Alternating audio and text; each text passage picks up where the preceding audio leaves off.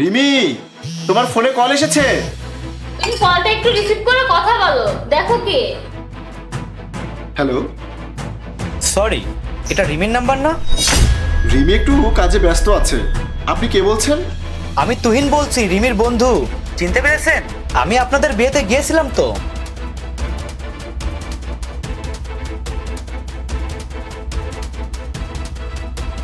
বৌমা, বৌমা, মা দেখেছেন?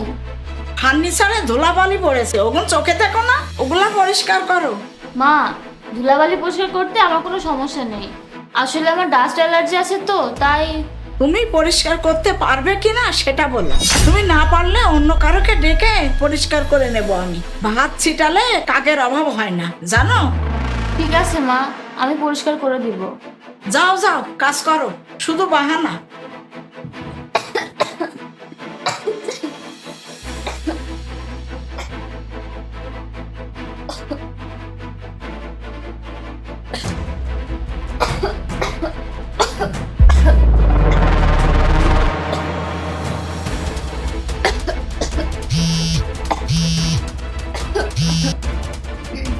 হ্যালো। ইরে রিমি, তোর যে আর কোনো খবরই নেই। বিয়ে করতে না করতে লাপাত্তা হয়ে গেলি। অনেক ভালো একটা শ্বশুর বাড়ি পেয়েছি রে। তোর শাশুড়ি কেমন রে? ঠিকমতো তোর যত্ন করে? হ্যাঁ, আমার শাশুড়ি অনেক ভালো। আমার শাশুড়ি তো আমাকে মায়ের মতনই আদর করেন। আমি তো এখানে তার মেয়ের মতনই আছি।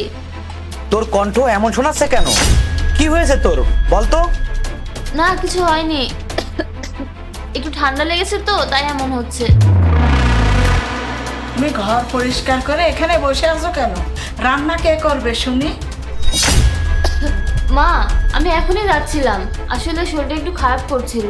আমার তো ডাস্ট অ্যালার্জি আছে, তাই ধুলা পরিষ্কার করে সমস্যা হয়ে গেছে। এসব রোগ বালাই নিয়ে আমার ছেলেকে বিয়ে করতে গেলে কেন তুমি? এখন আমার বাড়িতে এসব ছড়াবে। যাই হোক, যাও এখন রান্না বসাও। ঠিক আছে মা, যাচ্ছি।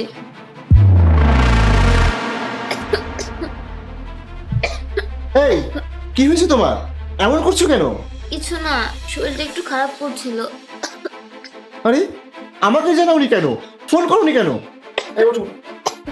কি হয়েছে সব? ডাক্তারকে ফোন করেছিলে?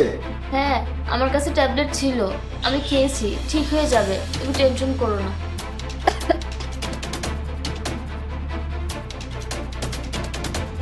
মা, তোমার সাথে আমার কিছু কথা ছিল। আয় এখানে বস। না মা, আমি বসবো না। আমি বলছিলাম কি, আমি আলাদা বাসা নিয়েছি। আমি রিমিকে নিয়ে সেখানেই থাকবো। বাবা, তোরা এটা কি বলছিস? আমাকে রেখে তোরা কোথায় চলে যাবি? এখানে তোদের কিসের সমস্যা? মা, তুমি কিভাবে পারলে রিমির সাথে এমন আচরণ করতে? ও তো তোমার ছেলের বউ, তোমার মেয়ের মতো। ওর মা নেই, ও তো তোমাকেই মা হিসেবে দেখে। আর তুমি ওর সাথে এমন কেন করলে?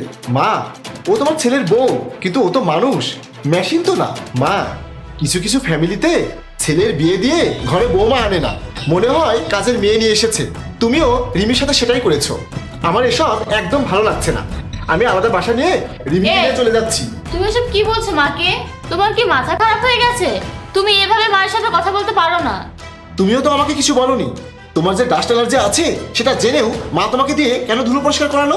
আর তুমি জেনে বুঝে এই কাজটা কেন করলে? তুমি এসব কিভাবে জানলে?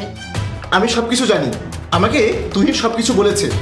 মা, আমি যা বলেছি সেটাই হবে।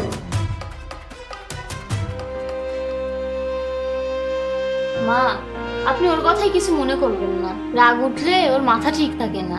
একটা মেয়ে বিয়ের পর শ্বশুর বাড়িতে গিয়ে কতটা অসহায় থাকে কেউ বোঝে না। আমার বেলায়ও কেউ বুঝিনি। আজ আমার খুব আনন্দ লাগছে, আমার ছেলে প্রতিবাদ করেছে।